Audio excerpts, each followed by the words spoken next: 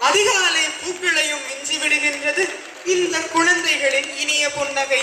சின்னஞ்சிறு மொட்டுகளாய் எங்கள் சிட்டுகள் ஆடியதைக் கண்டு மெய்மறந்து போனோம் அல்லவா? இம்மொட்டுக்களின் திறமையை பாராட்டி ஒரு வலிமையான கைத்தட்டல் கொடுக்கலாமே.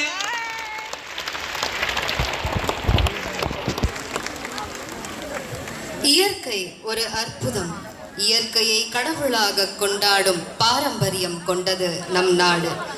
இயற்கையோடு இணைந்து வாழ் என்பது நம் முன்னோர் தத்துவம். இயற்கை எப்படி காக்கும் கடவுளாக விளங்குகிறதோ அதிலிருந்து மாறி செல்லும்